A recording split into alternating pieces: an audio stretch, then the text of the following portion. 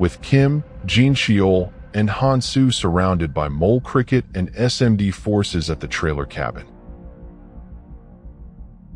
Kim and the defector Ri Young-ryong are separated from the others and handed directly over to North Korean authorities. A flashback reveals the SMD's true motive.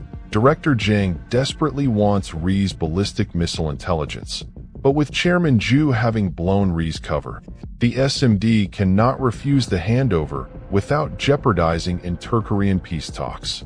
The agency's plan is to let Kim go rogue during the transfer. If he escapes and brings Ri back, the SMD gets the intel and can claim Kim acted alone. Meanwhile, Han Soo and Jin Cheol discover Kim's phone left behind and realize he intentionally swapped it for Han Soo's, leaving them a trail to follow. The transport convoy splits at a forked road.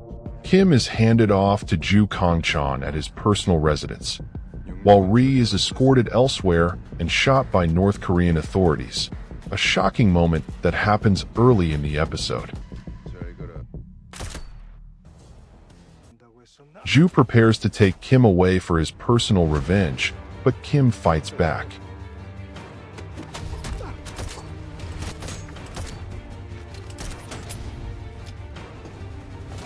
Han Soo and Jin Cheol arrive just in time, taking out Ju's men.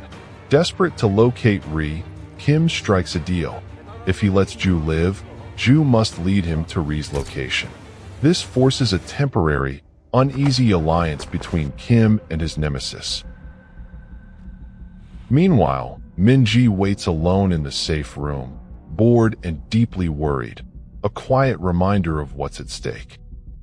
Ri is taken to North Korean officials and brutally interrogated to reveal how much the South knows about their missile program.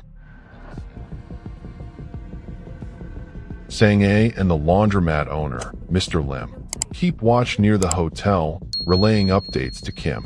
Han Soo presses Ju for an easy way inside the heavily guarded resort. Ju reveals a hidden tunnel leading to the chairman's office with no CCTV and hands over his entry card, but warns that the North Korean delegates have disabled the hotel's surveillance and are running their own system. The team devises a daring plan. Kim will retrieve Ri directly while the others create distractions. Ri will be smuggled out hidden inside a laundry truck. The critical catch: they only have a 10-minute window when the truck arrives and leaves. Mr. Lim volunteers to manage the escape vehicle. At nightfall, the team moves in through the hidden tunnel. Jin Cheol orders room service, disguising himself and Sang-ae as attendants while Han Soo hides under a service trolley. They storm the surveillance room and pinpoint Ri on the 5th floor suite. Kim sneaks in and overhears the North Korean delegate demanding an access card for $8 million stored in a Macau casino, funds funneled for operations against the South. Kim knocks the delegate out with barely 5 minutes left, but the North Koreans catch wind of the interception. They deploy an EMP device, cutting all electricity to the building and plunging the team into darkness. Communication is severed entirely. Han Soo and Jin Cheol take on waves of guards in a pitch-black elevator brawl and a kitchen throwdown. Mr. Lim is forced to leave early with the getaway car, while Kim clears obstacles to escape with Ri. The building swarms with reinforcements. Ri Young-ryong, pushed to the breaking point, pulls out a hidden bomb and threatens to detonate it against the advancing North Koreans. Kim watches, frustration etched into his face. His reunion with Min-ji, the only thing that matters, slips further away with every passing second. With the extraction and chaos, Ju wriggles free from his restraints and plays his hidden ace. He reveals a video on his phone showing Han Soo's son and Jin Cheol's daughter bound and pleading for their lives. The children of both agents have been kidnapped. Ju smiles and warns, "If you lay a finger on me, the children die." Jin Cheol erupts. If anything happens to Dabin, I'll tear you limb from limb. Hansu's desperate cry cuts through the chaos. Where are the kids? With Kim and Ri Young Ryan fighting off the agents surrounding them, Sang-ae arrives to pull them out of the fire, and they escape in a vehicle, blocked by a vengeful Kang Song, whom Kim convinces to let them go with a promise of another shot at revenge. Meanwhile, the laundromat owner updates Kim about Ju's whereabouts. Ri is shot, forcing the group to call General Jang for backup. The tension escalates when Kim receives a call from Hansu, who apologizes and asks him to come for the kids, revealing that Ju has kidnapped Hansu's son and Jin Cheol's daughter. Ju has the three fathers trapped inside a fighting ring with the children held hostage. He forces Hansu and Jin Cheol to kill Kim within 5 minutes, or the children will die. The two friends begin to brutally beat Kim, who willingly takes the punishment. What Ju doesn't realize is that every blow is precisely aimed. The two friends are secretly weakening the cage structure behind Kim with each strike. Once the cage breaks, all three fathers burst out together, rescue the children, and subdue Ju's men.